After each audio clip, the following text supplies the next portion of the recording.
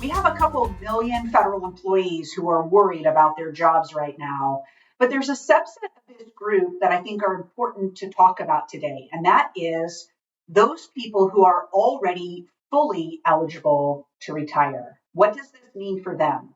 And so today's episode is going to talk all about that. Hi, I'm Chris Kowalik, the founder of ProFeds. Welcome to the Fed Impact Podcast, where we offer candid insights on your federal retirement. So we're doing this series to be able to answer a lot of questions from federal employees on a lot of different topics with respect to the reduction in force. And I was surprised how many questions we got from people who are already fully eligible, like not needed an early out or anything like that. They've met the normal full eligibility rules, who were worried that their pension was going to go away if they were RIFed. So I knew that this was going to be a great topic to talk about. If you like what we're talking about, I hope that you'll subscribe to your favorite podcast player so that that shows up in your feed more often. Okay, so let's talk about full eligibility rules. I've covered this in a couple of other videos, but just to make sure that we're really clear.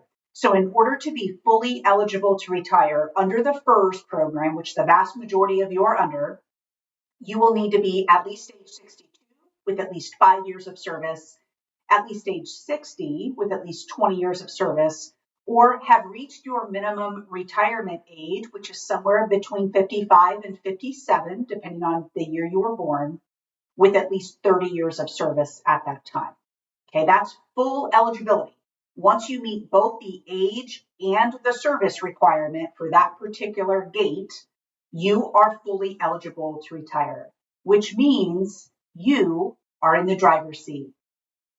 You don't have to get permission from anyone to be able to retire. You can simply go. So we don't have to worry about, is this a voluntary retirement? Is this an involuntary retirement? You are in the driver's seat. You are making the call of when your retirement date is, dropping your papers and walking out the door. So you're in a really good spot. There will be nothing taken away from you. You have already earned your right. So if you are already eligible, you have locked in your pension. The question is, how much longer beyond this RIF would you have wanted to work? And of course, that would have added to your pension. So I understand that it might be a little bit different for you, but nobody is able to take that pension away. Now, there are some ways that a pension can be taken away. For instance, if we think of high crimes against the United States, like treason or espionage, those are reasons that a pension can be taken away, but I'm going to hope that you're not doing any of those things, so your pension is likely safe. You're also going to be able to keep a lot of benefits that you're qualified for. Now, there are special rules for each of these, so it's important that we understand those. The first is the FEHB program and the FEGLI program. So this is your health insurance and your life insurance.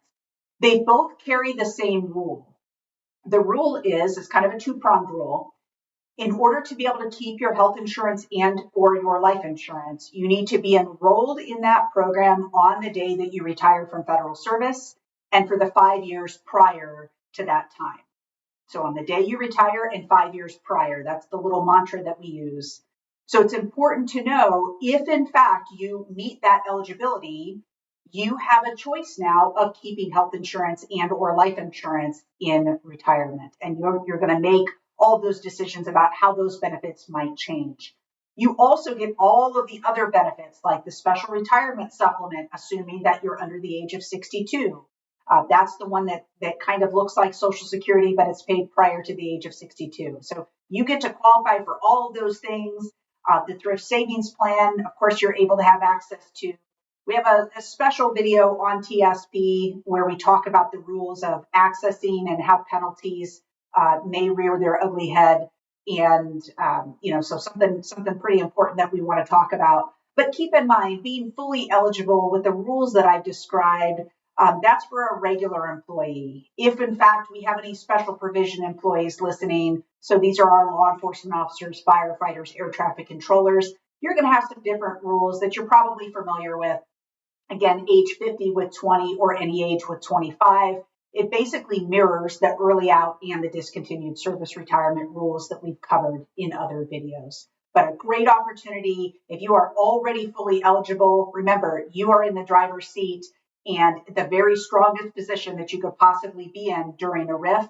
It doesn't mean that you're not going to be asked to leave, but it does mean that you have all of the cards in your favor as far as your benefits go. But keep in mind, you need to know your numbers. Just because the agency asks you to go ahead and take off doesn't mean that all the numbers just magically work in your favor. You've got to get those numbers straight. We like to help those employees who are interested in figuring out how all of this stuff works and making great decisions. We help them during our retirement workshops, and we offer some one-on-one help following those sessions. So these are in-person full-day sessions. If you haven't been to one, I encourage you to go. You can find all of the locations and dates on our website. If you're not familiar with the Fed Impact site, you can always pull out your phone, text the word podcast to the number 224-444-6144. We'll be connected. We'll get you a list of all the locations that you can choose from. And that way you'll stay up to date on all the changes that we're announcing through the newsletter, as well as additional training opportunities that are available. Okay, so I hope that you will subscribe to the podcast wherever you might listen to that, whether it's on YouTube or iHeartRadio or Amazon or Spotify. We hope that you will stay connected to us here so that you are sure to see more of this type of content right in your podcast feed. All right, thank you so much. We'll catch you at the next episode.